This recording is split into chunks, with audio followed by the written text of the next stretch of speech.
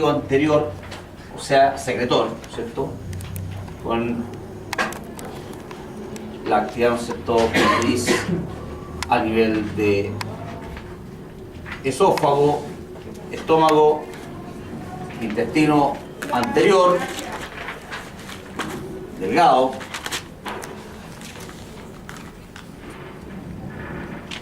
y muy grosero, ¿cierto?, intestino grueso. Representando, ¿cierto?, todo el tubo digestivo bien resumido, teniendo como esfínter final, ¿cierto?, el esfínter anal. El esfínter anal, que como ya sabemos tiene dos componentes, un componente externo y un componente interno, ¿cierto? El interno musculizo, controlado autónomo, el externo musculizado, controlado voluntariamente hasta ciertos límites también. Y por lo tanto, la defecación es un fenómeno facilitado o inhibido voluntariamente. Y en la inhibición está el problema, más que en la facilitación. ¿Por qué? Porque la inhibición puede provocar que el contenido se mantenga por más tiempo en el intestino grueso, se le quite mucha agua y se reseque. Y ahí se forma los fecalomas. Y vimos que existía, ¿no es cierto?, la inhibición voluntaria por efectos psicológicos o efecto de dolor.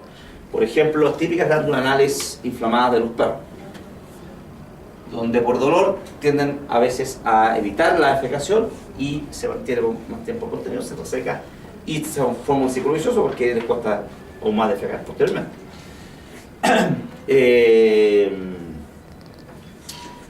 Y psíquico, enfocado a, por ejemplo, el perro que está acostumbrado o la que está acostumbrado a, ¿no es cierto?, una rutina de paseo, etcétera, donde tienden a orinar y defecar, y se le cambia bruscamente esa rutina y eso puede provocar, ¿no es cierto?, mucha contención del proceso y por lo tanto, como consecuencia, estreñimiento secundario. Más una serie de factores también alimentarios que pueden influir también. Por ejemplo, antiguamente a los perros se les da, yo me acuerdo cuando chicos, que mi papá decía, ya hay que darle asadín de hueso. Y asadín de hueso no se conseguía en la carnicería, donde existían, ¿no es cierto?, estas cortadoras de, ¿no es cierto?, de hueso, y uno sentía que eso se juntaba, y eso le provocaba un estreñimiento impresionante a los perros. Producto de que el hueso, ¿no es cierto?, tiene gran contenido, ¿no es cierto?, de sales de calcio, y el calcio nos absorbe, vamos a ver, ¿no es cierto?, nos absorbe todo, y eso ocurre con muchos nutrientes, nos absorben todo, y le da mayor consistencia o dureza al contenido fecal, y por lo tanto provoca estreñimiento secundario importante. Más, ¿no es cierto?, los efectos que pueden provocarse a nivel interno, por efecto dolor, ¿no es cierto?, lo llamado reflejo viscerosimpático que hablamos, dolor cólico renal, digamos, un dolor, ¿no es cierto?, hepático, un dolor del tracto reproductivo. Las hembras tienden a provocar una irradiación refleja simpática hacia el digestivo, es decir, se mandan señales nerviosas simpáticas al digestivo que bajan la motilidad del intestino delgado en su parte final a nivel del ilion y tienden a cerrar en forma importante el esfínter ileocecal, con lo cual el contenido se demora en pasar del intestino al intestino grueso y por lo tanto se mantiene por más tiempo el intestino grueso, se reseca y puede llevar, ¿no es cierto?, a constipación y estreñimiento. Una patología muy documentada en el ser humano corresponde al colon irritable. El colon irritable es una situación nerviosa muy compleja que tiene muchos factores que influyen. Como consecuencia, es muy variada. El individuo pasa por periodos de constipación, estreñimiento y a veces otros periodos incluso de evacuaciones muy aumentadas de diarrea. Profe, dijo que las hembras mandan señales nerviosas y irradian el dolor, pero ¿cuál dolor? ¿Dolor de parto?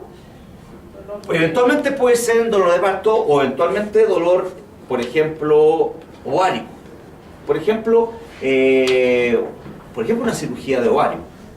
¿Ya? Una cirugía de ovario, eso tiende a provocar, ¿no es cierto?, secundariamente un dolor que se mantiene, y esto tiende a provocar una paralización incluso del digestivo, sobre todo en la zona, ¿no es cierto?, intermedia entre intestino y intestino grueso. Bueno, los equinos están los cólicos.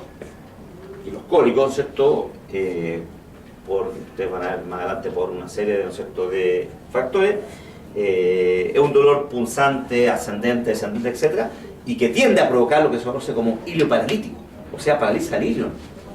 Y durante el tránsito del intestino delgado al intestino grueso se altera en forma bastante importante.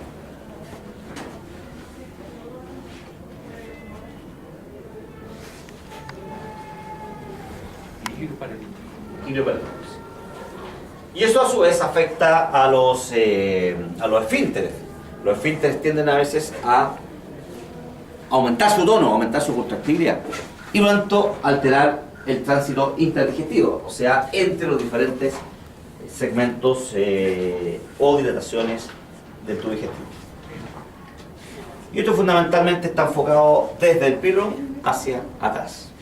No tanto en el cardias, que el cardias tiene una función bastante más acotada y que la función fundamental es evitar el reflujo de contenido del estómago hacia el intestino hacia el esófago. Bueno, pero estábamos, ¿no es cierto?, en que en conjunto con esta actividad motriz, recordando que la actividad motriz, ¿no es cierto?, es de mezcla y peristáltica.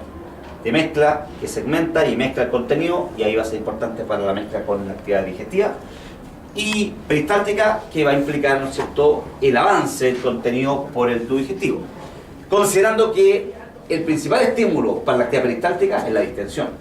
Por lo tanto, cuando una zona del tubo digestivo, en este caso intestino, se distiende, eso es el principal estímulo que desencadena una onda de contracción peristáltica que va a permitir que avance el contenido. De ahí viene el concepto de por qué la alimentación es importante la fibra. ¿Por qué la fibra le da volumen a la alimentación? Y el volumen da distensión. Y esa distensión aumenta la actividad peristáltica. La fibra, desde el punto de vista de alimentación, no tiene valor nutritivo. ¿Y por qué? ¿Y saben por qué? Porque la fibra está compuesta fundamentalmente por componentes en base a celulosa y hemicelulosa. ¿Y la celulosa qué es lo que es? ¿Qué es lo que es la celulosa y hemicelulosa? Es un polisacárido. Polisacárido. Que no tenemos las enzimas, bueno, los carnívoros tienen para... Bien, los procesos digestivos no tienen la enzima, no tienen el mecanismo enzimático. ¿Por qué? Porque las uniones de este polisacárido son en base a uniones beta, no alfa, como es el caso del almidón. Por lo tanto, para eso se requiere enzimas tipo beta-aminas, y eso solamente lo tienen componentes bacterianos. Las termitas, por ejemplo, no tienen esta enzima, las tienen bacterias en su digestivo, las termitas, y por eso las termitas comen madera. Lo mismo que el rumiante. El rumiante no tiene el proceso digestivo, ¿cierto?, de glándulas productoras de enzimas que digieren, sino que son los microorganismos. Lo mismo que ocurre en el modelo secal, ¿cierto?, como bueno, pero en paralelo a esta actividad motriz está la actividad glandular secretora. Y en el mono gástrico, la actividad secretora digestiva es determinante, es, ¿no es cierto?, fundamental a nivel del intestino delgado. No analizamos así la secreción gástrica de ácido clorhídrico, parece, ¿no es cierto?, directamente. Sí, eso me gustaría analizar antes, eso sí. Importante, porque tiene un efecto importante la secreción gástrica, a pesar de que vimos que no es fundamental, no es vital. ¿Ya? Ya así se explica el bypass gástrico. ¿Ya? Y voy a hacer, ¿no es cierto?, voy a retroceder un poco y específicamente voy a analizar la teoría más aceptada de la producción de ácido clorhídrico. A partir de que tenemos aquí la célula. Vamos a representar la célula que produce ácido hídrico. ¿Cómo se llama la célula que produce ácido hídrico? No. Sí, la célula. Sí, es una célula periódica, pero tiene un nombre específico.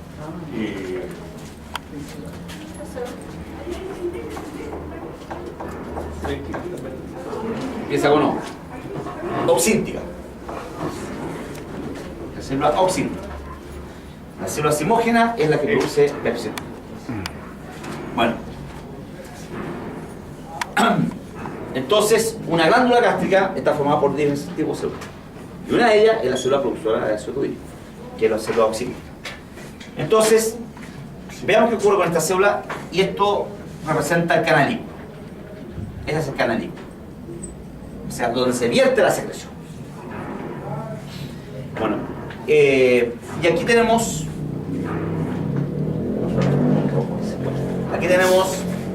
el lado sanguíneo, o sea, la sangre, o el capilar más bien dicho, ¿no es cierto?, que es el que nutre a la célula y que es fundamental para su actividad secretoria. Entonces se ubican. Aquí tenemos la célula, aquí tenemos el canalículo. Y el canalículo, ¿no es cierto?, llega al lumen del estómago. ¿Cierto? Al lumen.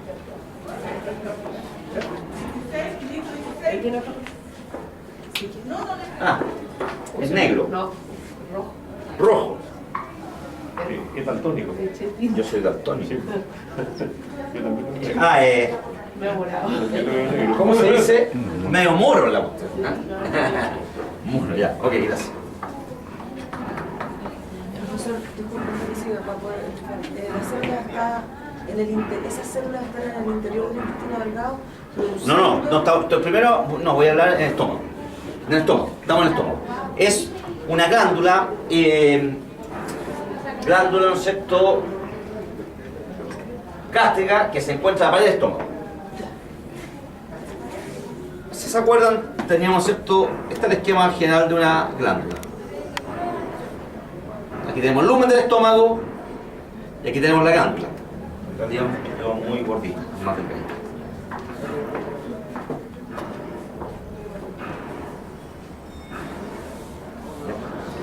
Y esta glándula está formada por diversos tipos de células.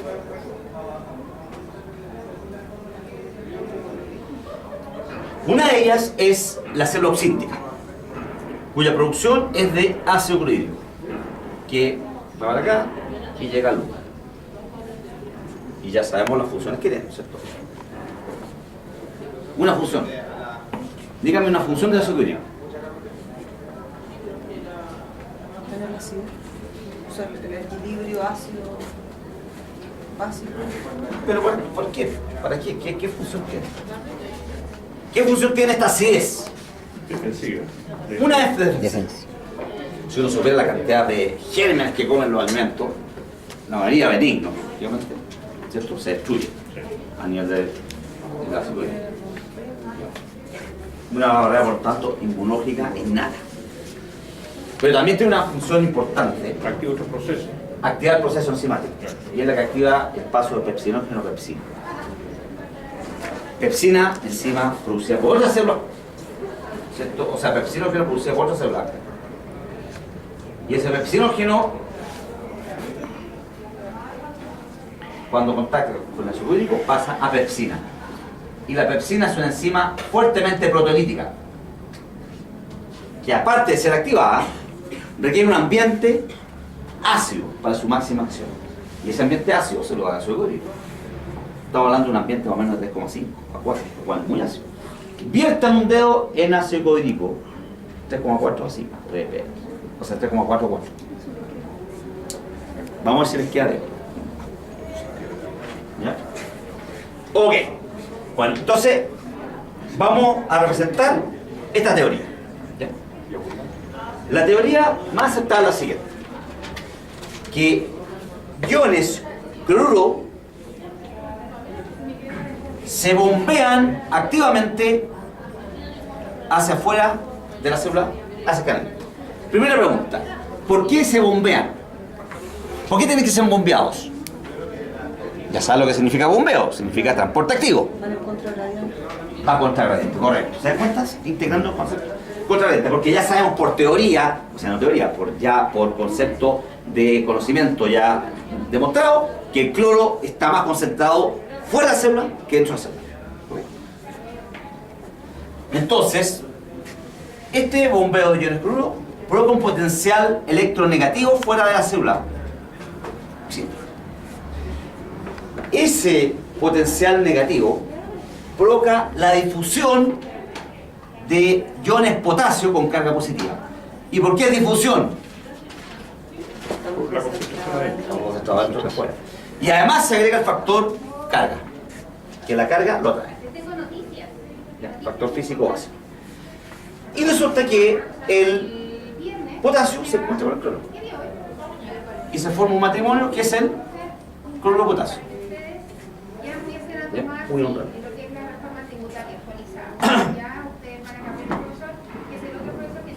Por otro lado, está ocurriendo lo siguiente en esta célula.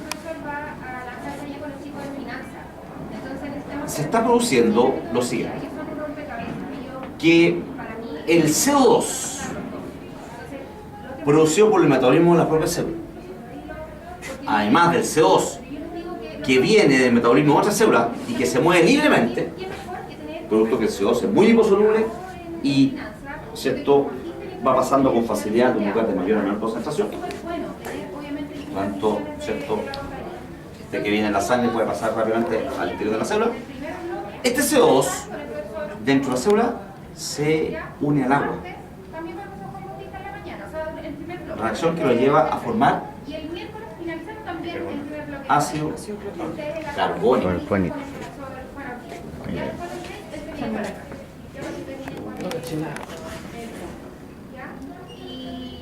Por favor, van a bajar un poquito.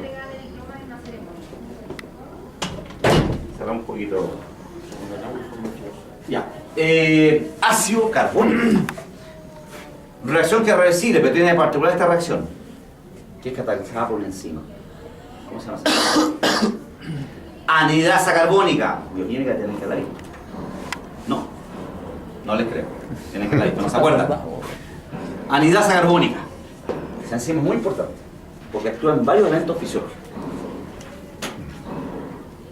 Ya la vimos en el equilibrio ácido-base. ¿Se acuerdan o no? Anhidrasa carbónica. Esta anhidrasa carbónica, ¿no es cierto?, participa en la hidratación del CO2 y formar ácido carbónico, como en la deshidratación del CO2 y descomponerse en, deshidratación del, deshidratación del CO2 y por lo tanto formar CO2 y agua separado.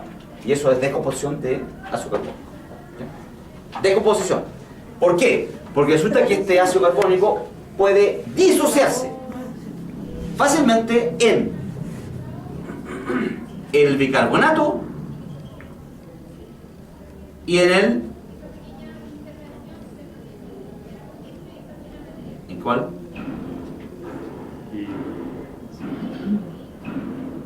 ¿Segundo nuevamente? No.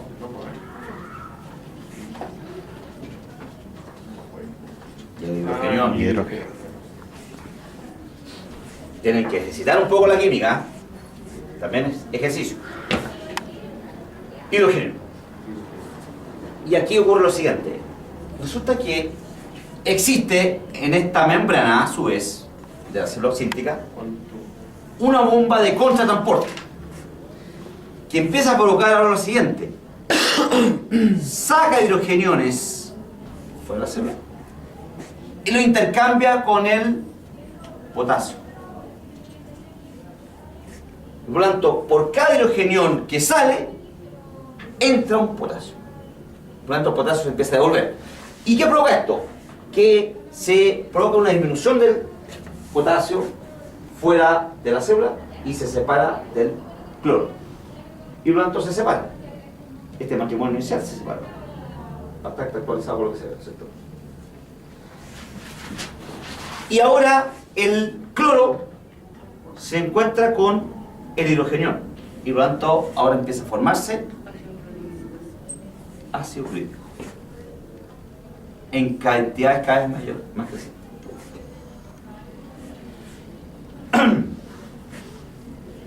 Por otro lado, también esta célula está ocurriendo la hidrólisis del agua. Es decir, el agua se hidroliza en hidrogenión y en el hidroxilo. Y este hidrogenión también va a participar en este intercambio.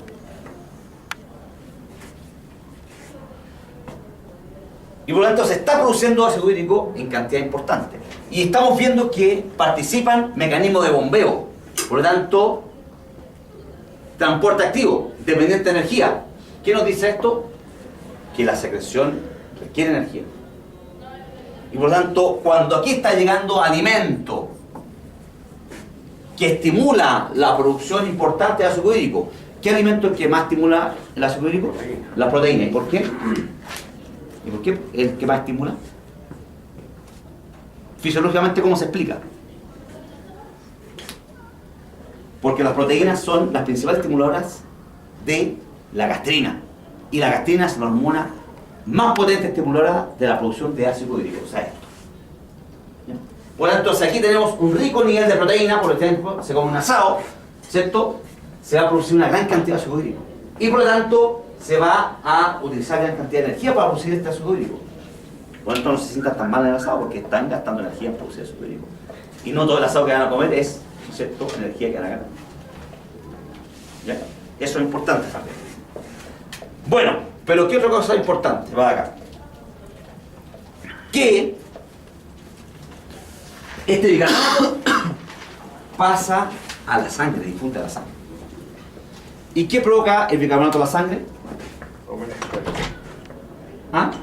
La alcalinización. Aumento del pH, o sea, se tiende a alcalinizar la sangre. Y esto ocurre en magnitud importante cuando el alimento está llegando al estómago. Por lo tanto, se consumió alimento, y sobre todo alimento rico en proteína. Y esto se conoce como marea alcalina postprandial. ¿Qué significa postprandial? O consumo alimento. Entonces, ¿qué significa? Que si uno consume una... O sea, en el fondo, seamos reales. Si vamos a un asado, rico asado, vamos a cualquier cantidad, y después, pum, en filita, vamos sacando sangre. ¿Cómo encontrar la sangre? Acá. Producto de esta marea alcalina. ¿Ok? Y esto implica gran gasto energético. Bastante gasto energético. Producto de todos los mecanismos de bombeo que, ¿cierto?, se producen. Bueno, este ácido hídrico, ya sabemos, como dije, tiene 4 grandes acciones. Inmunidad inespecífica, ¿cierto? Tiene la capacidad de matar gran parte de los gérmenes que llegan al organismo, al estómago. No todos, de hecho algunos se favorecen. ¿Quiénes se favorecen? ¿Qué se lo expliqué o no? Los hongos de hacer, ¿No lo expliqué? Bueno, los que se favorecen principalmente son los quistes de la triquinosis. ¿Expliqué? No, pero deberíamos saberlo nosotros por parásitos. Parásitos. Ah, ¿verdad? ¿Ustedes están haciendo parásitos? Ustedes saben que el principal diseminador de la triquinosis es el cerdo. ¿Pero qué cerdo? Porque tampoco es provocar lana. ¿Qué cerdo? Claro, exactamente, cerdo salvaje, o sea, no salvaje, sino que es cerdo de casa, o sea, de campo, ¿cierto? Que o está amarrado o está con el garabato, ¿no es cierto? Para no entrar a los cultivos. Y come todo. El cerdo normalmente era el basurero del campo, bueno, y come todo. Bueno, entonces si uno come ese cerdo eventual, parasitado con esta triquina encapsulada microscópicamente, se tiene que ver incluso en lupa, aplastar, ¿no es cierto?, el músculo para observarlo, o mínimo en lupa. Y consume, ¿no es cierto?, esta carnecita con estos quistes. Resulta que el ácido reblandece el quiste, la larva eclosiona. Nada en este ambiente ácido, nada muerta la risa, traspasa la pared del estómago, se desplaza por el peritoneo y va hacia el músculo principalmente. El músculo. ¿Y por qué? Porque no está mayor, no sé, todo oxigenado en eso. Pero desgraciadamente realmente va a lugares aberrantes, sobre todo cuando hay parasitismo muy masivo. O sea, cuando uno se come un cerdo que está muy parasitado. Y ahí puede ir al ojo y provocar, ¿no sé, una ceguera y puede ir al sistema nervioso central superior y provocar una encefalitis. Inmunidad inespecífica. Yo me acuerdo que cuando hice el curso, digamos, para citología, profesor, un buen profesor que está jubilado en realidad, con el cual incluso yo hice la tesis, no sé si les conté, yo hice la tesis en mitomatosis, animal y humana, dijo que más o menos en la década del 50 creo que un regimiento que es un tremendo asado de puro chancho. Y resulta que al día siguiente muchos cayeron para y era triquinosis. O sea, militares tuvieron triquinosis. Ahí está la explicación.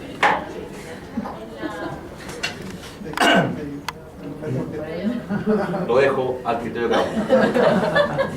Profe, quedamos en los factores, o sea, la inmunidad inespecífica era uno de las... Claro, inmunidad específica.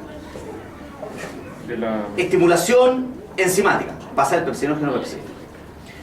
Da un ambiente ácido, ¿cierto? Un ambiente ácido para el óptimo accionar de la pepsina, que requiere un ambiente de entre 5 a 4. Y el mismo ácido clorhídrico es capaz de romper enlaces proteicos. Por lo tanto, también tiene actividad proteolítica, ¿cierto? Adicional a la de la enzima pepsina. O sea, 4 grandes acciones.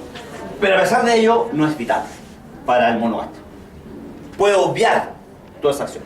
Porque la actividad proteolítica y la actividad digestiva de los otros componentes va a ser a este nivel. Y a este nivel va a ser producto de glándulas secretoras del intestino, más, ¿no es cierto?, el aporte de 2 glándulas exocrinas muy importantes, siendo la más importante desde el punto de vista digestivo, el páncreas. Y la otra, el hígado. Hígado que tiene importancia, pero no es tan extrema como el páncreas. Considerando a su vez que el hígado es una glándula muy importante, vital, al organismo, o sea, una glándula vital. Pero su función digestiva es una función, diríamos, muy pequeña frente a las grandes funciones que tiene el hígado. ¿Ok? Entonces, insertémonos en eso. No aprendí, pues no. Mirá y no aprendí. Insertémonos en la actividad secretora digestiva del intestino delgado. Profe, si ese es el mecanismo activador o generador de ácido clorhídrico, ¿cuál es el mecanismo bloqueador? Porque Si lo vimos, pues, no lo leyó. Existen varios mecanismos bloqueadores. En este caso, el ácido. Uno. Retroalimentación negativa en el propio estómago. Cuando la acidez es muy elevada, se mandan señales para bloquear la gastritis. O sea, en el fondo, los mecanismos están enfocados fundamentalmente a ir bloqueando la producción de gastritis, que es el principal estimulador de la producción de gastritis.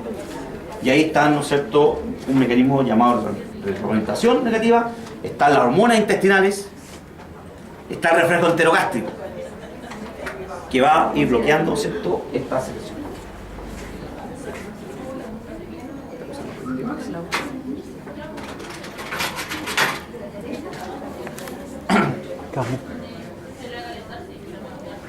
Aprieta el...